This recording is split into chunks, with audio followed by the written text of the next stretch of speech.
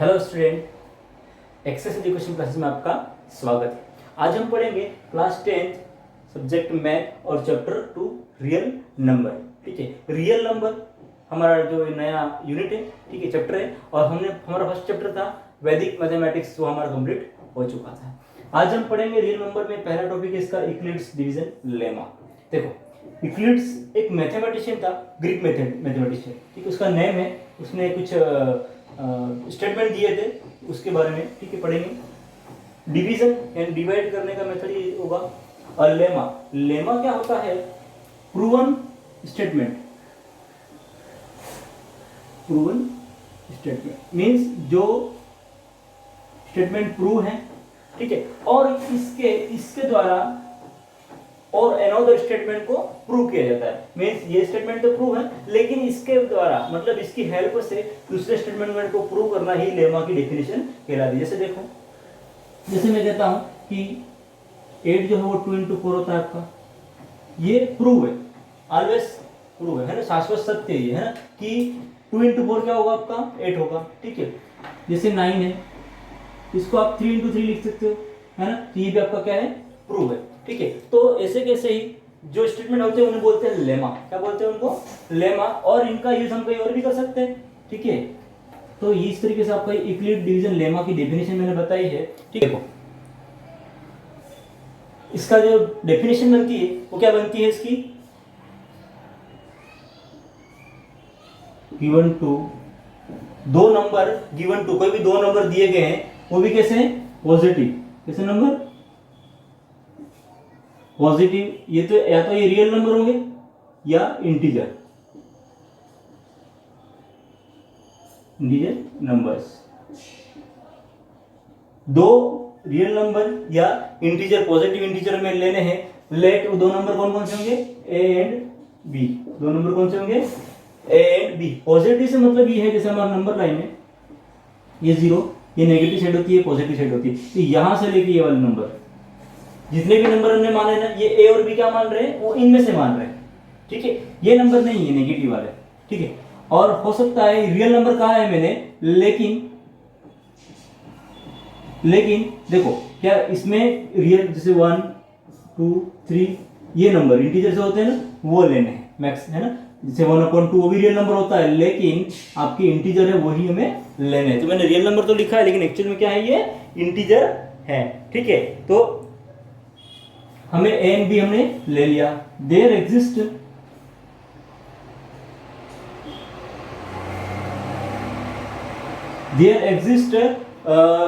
Unique number. कैसा number होना चाहिए वो? Unique number a and b. Unique क्यों होने चाहिए?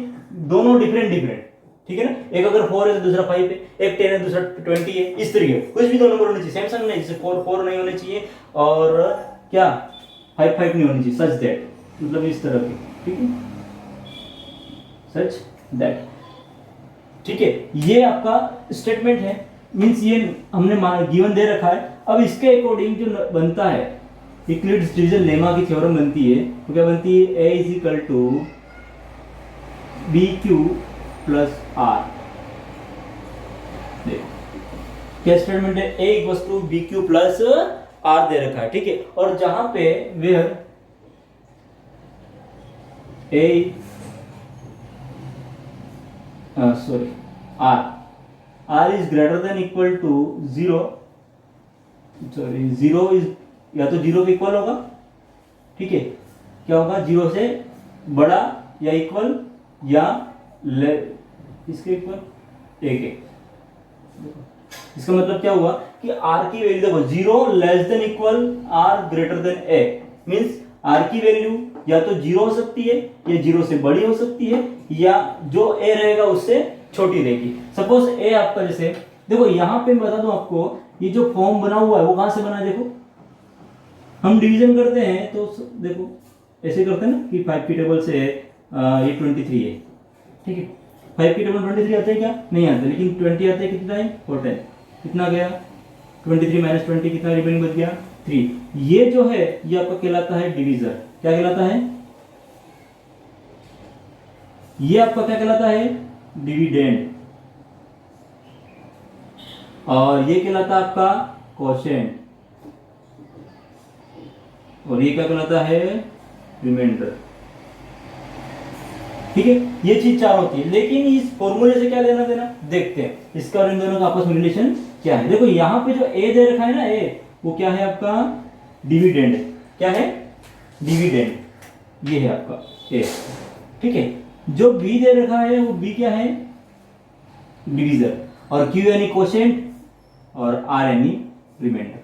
ठीक है, देखते हैं ये जो स्टेटमेंट दे रखा है यूक्लिड्स लेमा का, वो इससे प्रूव होता है कि नहीं देखते। देखो यहाँ पे ए क्या है, 23 है, तो 23 इक्वल कर दिया, b इंटू क्यू, बी क्या है 5, क्यू क्या आपका 4, 5 इंटू 4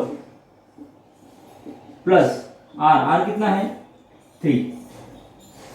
ठीक है, इतना हुआ। अब देखो क्या ये 23 है, क्या ये 23 आ रहा है क्या, यस, 5 4 जा 20, 20 प्लस 3 23। तो ये जो थ्योरम है, ये जो आपकी लेमा डिवीजन है, वो हमने चेक कर ली कि जो हमने दे रखी थी किसके लिए, डिवीजन के लिए, तो ये इस तरीके से सही हुई। ठीक है, लेकिन एक चीज और इसमें देखो, जो आपका सॉरी यहाँ पे बी आएगा।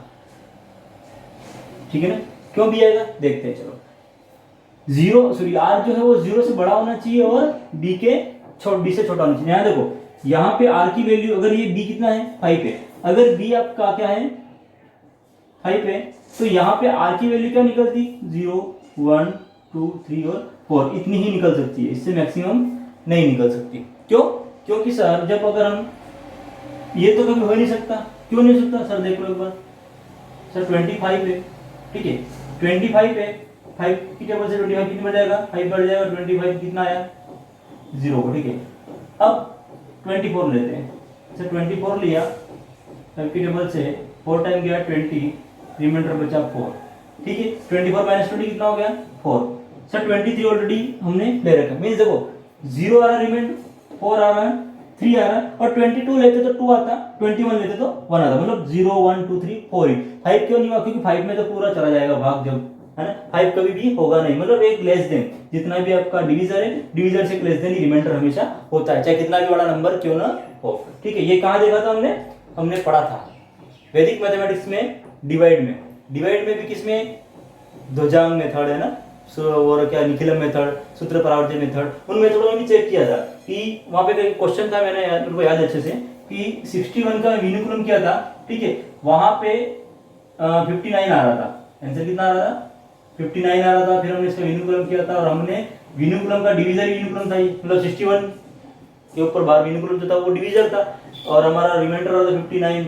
तो इस तरीके का क्वेश्चन था। ठीक है, इसको हमने वापस क्या किया था कि पास में एक क्वेश्चन ऐड किया था और इसको माइनस किया था सेम नंबर से, डिवीजर से। तो इसलिए देखो यहाँ पे ये कभी भी 5 रिमाइंडर नहीं होगा। ठीक है, तो ये थी आपकी यूक्लिड डिवीजन लेमा मेथड। ठीक है, अब इस मेथड का यूज कहाँ आता है, इस मेथड के आगे हम एल्गोरिथम पढ़ेंगे, एल्गोरिथम में एचसीएफ निकालने का होता है ना, और भी जो आपके नेक्स्ट यूनिट में आते जाएंगे आपको बता जाऊंगा। तो यहाँ पे देखो ये है यूक्लिड डिवीजन लेमा, इसके अकॉर्डिंग एक एग्जांपल भी कर लेते हैं। ठीक है, छोटा सा, तो आपको अच्छे से आइडिया हो जाएगा। देखो एग्जांपल है, एग्जांपल नंबर 1 है आपका, ये एग्जांपल 1, पेज नंबर है बुक का 21।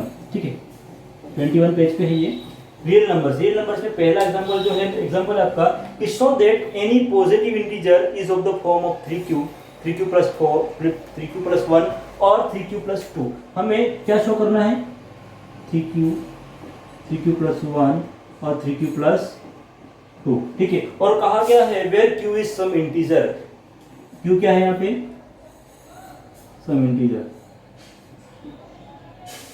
ठीक है, ये आपका क्या है, सम इंटीजर। देखो अब देखो यहाँ पे हम देखते हैं कि लेट, क्या मानते हैं, ये सोल्व करना है, let a and b are integers. ठीक है, ये मेथड ही हम आगे यहाँ पे यूज करेंगे। Let a and b are integers, we know that Euclid's division lemma, sorry यहाँ पे लिखो let n b are integers and given q some integer, ये आपको दे रखा था इसलिए मैंने लिख दिया गिवन, ठीक है। और जो चीज हमने मानी है वो लिखा हमने लेट। यूक्लिड्स डिवीजन लेमा, क्या है division lemma? A equals to B Q plus r, a equals to B Q plus r, ये आपकी यूक्लिड डिवीजन लेमा थी, ठीक है। अब देखो यहाँ पे देखने वाली बात ये है,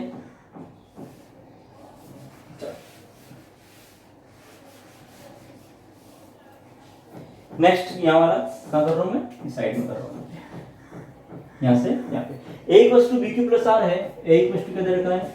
B Q plus R, where देखो आपको जो प्रूव करने कहा है उसमें कहा है 3q, 3q plus 1, 3q plus 2, इसको ध्यान से देखो यहाँ पे 3q, q क्या आपका कोशेंट और 3 क्या है? b की वैल्यू, b की वैल्यू क्या है? 3 है। यहाँ पे भी देखो सेम, अगर इसको ध्यान से देखते हो आप तो क्या देखते हो, ये क्या है? B Q plus r, b Q plus r means b Q plus r, b Q plus r, ठीक है। अगर ये है तो 3 अगर b है, क्या है? 3b है, तो हमारे r की वैल्यू क्या होगी? 0 से greater than r less than क्या होगा? 3, क्योंकि b की वैल्यू क्या है? यहाँ पे 3 है। यहाँ पे हमारा अजम्पशन था a और b का, ठीक है। तो b की वैल्यू क्या थी यहाँ पे? b की वैल्यू b लिखी थी, लेकिन यहाँ पे हमारे पास वैल्यू है इसलिए जो 3 आएगा वो किसके रिप्लेस करेंगे? b को रिप्लेस करेंगे 3 से, ठीक है। अब देखो, so now a equals to, if r is equal to 0 then a equals to 3q plus 0, a equals to 3q plus 3q only, ठीक है। इफ r इक्वल्स टू 1 के लिए, क्योंकि r की वैल्यू जो है वो कहाँ का लाई करेगी? Here r equals to 0, 1 and 2 less than जो भी आपका b उससे कम रहेगा, तो 0, 1, 2। अगर यहाँ पे 4 होता तो क्या होता? 1, 2, 3। अगर यहाँ 10 होता तो 0 से लेकर 9 तक चलते, ठीक है। अब देखो if r equals to 1 then a equals to 3q plus 1, तो ये आपका आ गया। If r equals to 2 then a equals to 3q plus 2, इस तरीके से आपका ये प्रूव हो गया, ठीक है। ये कैसे किया हमने, समझ में आ गया? So the form of